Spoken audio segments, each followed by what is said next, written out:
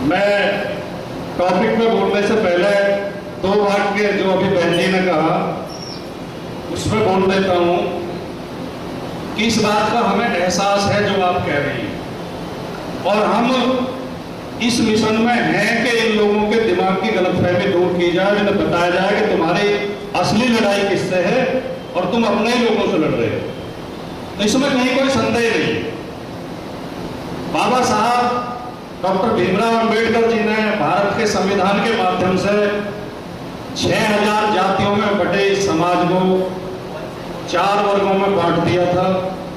6000 को 4 जगह तो वो कर गए, अनुसूचित जाति, अनुसूचित जनजाति, अन्य पिछड़ा वर्ग और सामान्य वर्ग। मान्यवर काशीराम जी ने प्रयास किया कि इन 3 वर्गों को एक जगह लाया जाए बहुजन समाज के रूप में, और ये प्रयास जिस दिन सफल हो जाएगा, जिस दिन उनके दिमाग की गंदगी दूर हो जाएगी, ये बात समझ लेंगे कि हमारे सबके हित जुड़े हुए हैं, हम एक वर्ग से आते हैं, हमारे साथ एक जैसा अन्याय हुआ है, एक ही तरह के अत्याचार हुए हैं, और हम सब एक वर्ग हित को समझकर वर्ग संघर्ष के रूप में जात छोड़कर जमात में बदल जाए तो ये समस्या हल हो जाए। अब जहां तक सवाल है आज के हमारे विषय का, हिंसा मुक्त भारत,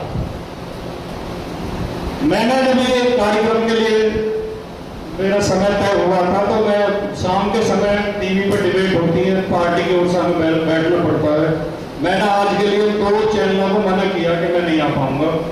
5 बजे का टाइम मैंने सोच कर शुरू कर दिया था कि 3 बजे कार्यक्रम शुरू हो जाएगा और 4:30 तक फ्री होकर मैं उसमें पहुंच जाऊंगा, लेकिन थोड़ा देरी से कार्यक्रम शुरू हुआ तो मुझे थोड़ा जल्दी निकलना पड़ेगा क्योंकि मैंने 5 बजे का समय एक चैनल पर दे दिया। उसके लिए मैं माफी चाहता हूं। कबीर साहब ने एक बात कही थी कि सब कहते हैं कागज लेखी, मैं कहता हूं आंखन देखी। जो हमारा विषय है हिंसा मुक्त भारत, इस पर मैं अपने अनुभव की बात कहना चाहता हूं, किताबों की बात नहीं। मैं मानता हूं कि ये हिंसा, ये अन्याय, ये नफरत, ये वर्ग विभाजन, इसकी एक ही वजह है ठप दिमाग। मेरे शब्द को आप समझने की कोशिश करना, ठप दिमाग। समाज में कुछ लोग ऐसे हैं जिनके दिमाग ठप हो चुके हैं, जिनके दिमाग सदियों पहले रुके हुए हैं, उनके दिमाग विकसित ही नहीं हुए। दुनिया बहुत बदल चुकी, दुनिया में नई नई रिसर्च हो गई, दुनिया में नए नए आंदोलन चल गए, लेकिन उनके दिमाग अभी वहीं ठहरे हुए हैं। मनुष्य जाति का अगर हम इतिहास पढ़ें तो प्रारंभिक काल में मनुष्य और पशु में कोई अंतर नहीं था। मनुष्य भी पशु की तरह बिना कपड़ों के रहता था, बिना घरों के रहता था, बिना समाज के रहता था, बिना परिवार के रहता था। प्राचीन काल के अगर हम सब वो इतिहास पढ़ें, कहानियां पढ़ें, तो भेड़िया और आदमी आमने सामने आ गए। अगर भेड़िया का दाव लग गया तो उसने आदमी को मार के खा लिया, और आदमी का दाव लग गया तो उसने भेड़िया को मार के खा लिया। हमारा हजारों साल का समय इस तरह गुजरा है।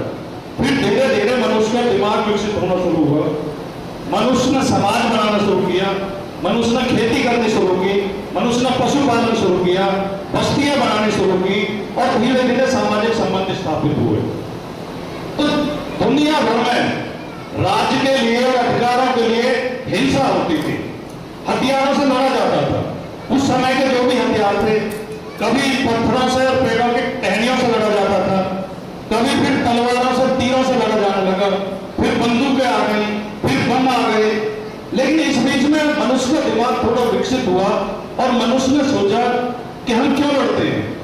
इन चीजों के लिए हम कोई नियम भी बना सकते हैं, कोई कायदे बना सकते हैं, कोई सिस्टम बना सकते हैं।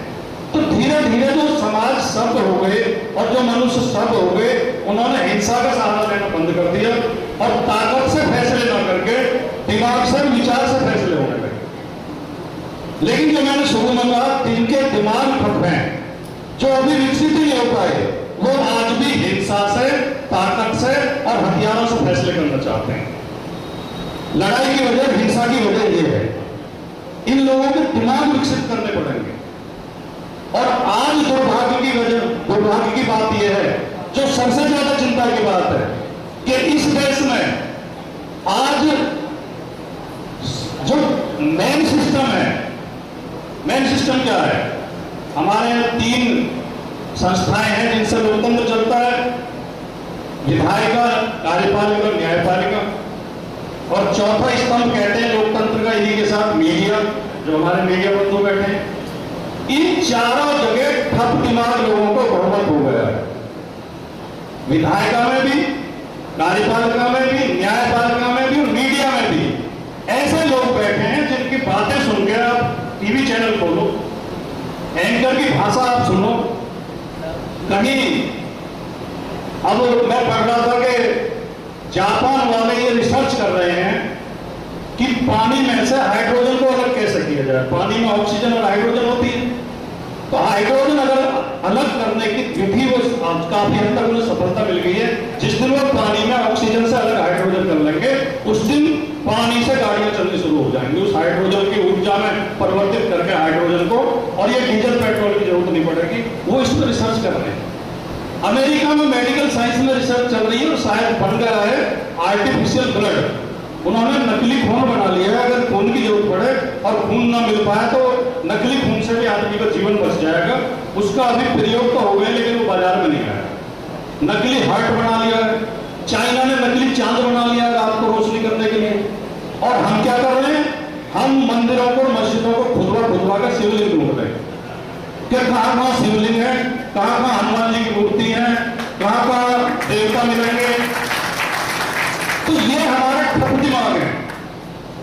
जब मनुष्य को ज्ञान नहीं था, मनुष्य के पास जानकारी नहीं थी कि रात और दिन कैसे होते हैं, बारिश कैसे होती है, भूकंप कैसे आते हैं, ओले कैसे पड़ते हैं, और उसने कल्पना कर ली कि बारिश कैसे होती है। ये कि इंद्र देवता है, इंद्र देवता आदेश देता है बादलों को, जाओ बारिश करके आओ।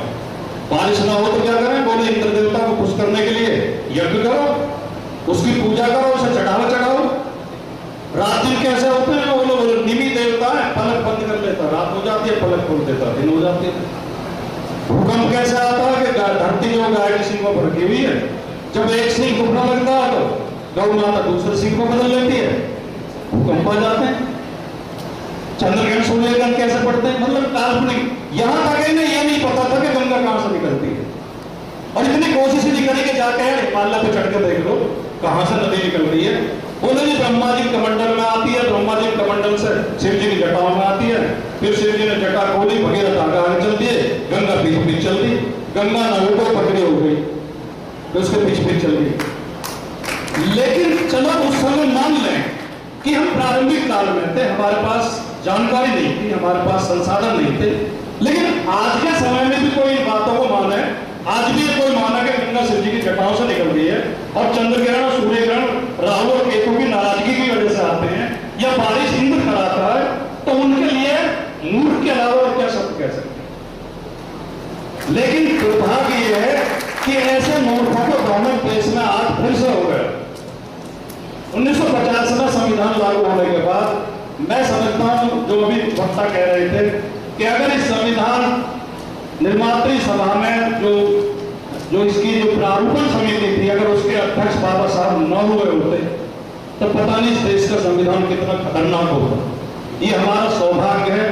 इस बात के लिए भारत के 140 करोड़ लोगों को बाबा साहब का बार बार आभार व्यक्त करना चाहिए कि वो एक महामानव, एक मैं समझता हूं कि ज्ञात इतिहास में, और ये बात मैं आज नहीं कहूंगा, बहुत बार बोलता हूँ, लाल सिंह गौतम हमारे साथी ने पता है, मैं बहुत जगह बोलता हूँ, भारत के ज्ञात इतिहास में बाबा साहब से बड़ा विद्वान दूसरा नहीं हो। जो इन्होंने काल्पनिक बना रखे हैं वो तो अलग बात है। कल्पना में तो इन्होंने समुद्र का मंथन भी कराया था, उसमें से चंद्रमा भी निकला, गाय भी निकली, पता नहीं क्या क्या, वृक्ष भी निकले, अमृत भी निकला, सब निकले। इनकी कल्पनाओं में तो वो शिव जी लेटे रहते हैं वहाँ, जो कहीं हिमालय के ऊपर कौन सा कैलाश पर्वत पर। मैंने कहा यार, एक दिन मैंने कहा क्षीर सागर में विष्णु लेटे रहते हैं शेषनाग की सैया पर। मैंने कहा पूरी दुनिया के इतने सैटेलाइट पूरे आसमान में घूम रहे हैं, उसमें वो जगह जगह के फोटो खींच के भेजते रहते हैं, वीडियो भेजते रहते हैं। एक आपको कहीं जाना हो, आपको जगह पता नहीं, आप गूगल पर जगह डाल दो, वो लड़की साथ के साथ बताती रहती है कि इस रास्ते से निकल जाओ, इधर तो जाम लगा हुआ, इधर से निकल जाओ। उस सैटेलाइट को ये तो पता कि जाम लगा हुआ है, वो ये भी बता देते कि सड़क खुद रही है, इधर से निकल जाओ बच के। लेकिन आज तक कहीं उसमें जो है कैलाश पर्वत पर ना तो सैटेलाइट को शिवजी महाराज दिखाई दिए और ना शेषनाग का बेटे को विष्णु दिखाई दिए। तो मैंने कहा भैया दुनिया ने इतनी तरक्की कर लिया, सबके पास व्हाट्सएप है, फेसबुक है, ट्विटर है, मोबाइल फोन है। अरे यार कहीं उसके पास भी होता तो कोई अपना नंबर तो देता, मैं किसी व्हाट्सएप ग्रुप में जोड़ देता, हम अपना दुख दर्द तो बता देते। तो मैं समझता हूं कि अभी एक बात और कही गई थी, रानी कर्णावती की आपने कहानी सुनाई और हुमायूं की।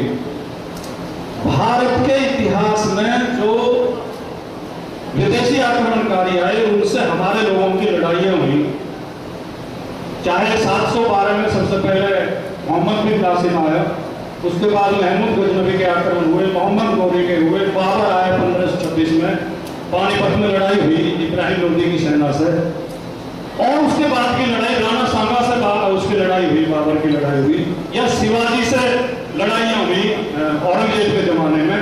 मैं बहुत गंभीरता से, बहुत जिम्मेदारी के साथ कहना चाहता हूं, इस हॉल में ज्यादातर पढ़े लिखे लोग बैठे हैं, आप सबको जानकारी होगी, लेकिन मैं इस बात को दोहराना चाहता हूं कि भारत के इतिहास की एक भी लड़ाई ऐसी नहीं है जिसमें एक ओर सारे हिंदू खड़े हों और दूसरी ओर सारे मुसलमान खड़े हों। अगर बाबर भी इब्राहिम लोदी से लड़ रहे थे तो बाबर के साथ राणा सांगा की सेना लड़ रही थी, लेकिन राणा सांगा से जब कौन से मैदान में हुई तो उसमें लड़ाई हुई तो राणा सांगा की ओर से हसन खां मेवाती की सेना लड़ रही थी, राणा सांगा की ओर। अगर औरंगजेब की लड़ाई शिवाजी से भी थी तो औरंगजेब कभी शिवाजी से लड़ने नहीं गए, जब भी जाते थे जय सिंह के सेनापति होते थे, जय सिंह की सेना जाती थी लड़ने की। और उसके शिवाजी के 4 या 5 जो सेनापति थे वो मुस्लिम थे, उनके टोटल 8 या 9 सेनापति थे, उनमें 4 मुस्लिम थे। कभी इस देश में ऐसी लड़ाई नहीं हुई कि एक तरफ हिंदू खड़े हो एक तरफ मुसलमान खड़े हो। तो ये जो ठप दिमाग लोग हैं, जिनके ठस दिमाग है, जो आगे बढ़ना ही नहीं चाहते, जो आगे की सोचना ही नहीं चाहते, जो आज भी मैनेजमेंट का विभाग करवा के बारिश करवाना चाहते हैं, ये वो ठस दिमाग लोग हैं जो हमारे भोले भाले लोगों को गुमराह करते हैं। कभी हमारे अनुसूचित जाति के भाइयों के खिलाफ भड़काते हैं, कभी अनुसूचित जनजाति के खिलाफ भड़काते हैं। लड़ाई क्या है मणिपुर की? ये कुकी और मैते की लड़ाई क्या है? अनुसूचित जाति का लाभ, अनुसूचित जनजाति का लाभ उठाने की तो लड़ाई है। राजस्थान में जो गुर्जर और मीणा लड़े, क्यों लड़े? ये षड्यंत्र पूर्वक लड़ाए गए। और आखिर में मैं एक बात कहते हो, केवल ये नए संदर्भ को इस तरह जोड़ते हुए कि लोगों को शिक्षित करने की जरूरत है, उन्हें विचार देने की जरूरत है, उन्हें इतिहास बताने की जरूरत है, उन्हें सच्चाई बताने की जरूरत है, उन्हें वैज्ञानिक आविष्कारों से अवगत कराने की जरूरत है, उनके दिमाग को अंधविश्वास और पाखंड निकालने की जरूरत है। जिस दिन ये निकल जाएगा इनके दिमाग अपने आप बदल जाएंगे, लड़ना बंद कर देंगे और ये नफरत करना बंद कर देंगे। लेकिन जो व्यक्ति ने कहा और मैंने शुरू में इसका समर्थन कर दिया था, आखिर में मैं इतना कहना चाहता हूं कि इस हॉल में कुछ गुर्जर, कुछ यादव, कुछ जाट भाई और कुछ चौहान और कई ओबीसी जातियों के लोग बैठे हैं।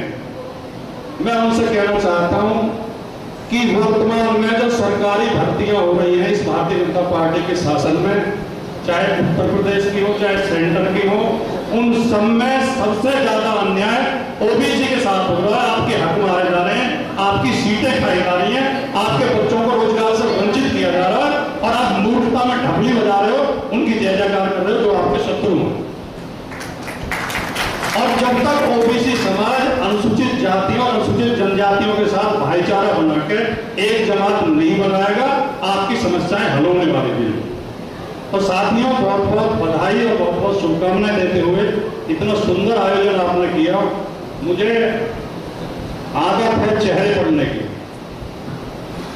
कुछ लोग समझ जाएंगे, कुछ की समझ में नहीं आएगा। चेहरा आप पढ़ के देखना, कभी किसी आदमी के चेहरे को गौर से देखना, उसके चेहरे को पढ़ने की कोशिश करना, ये सबसे अच्छा अध्ययन है। किताबों से अच्छा अध्ययन है।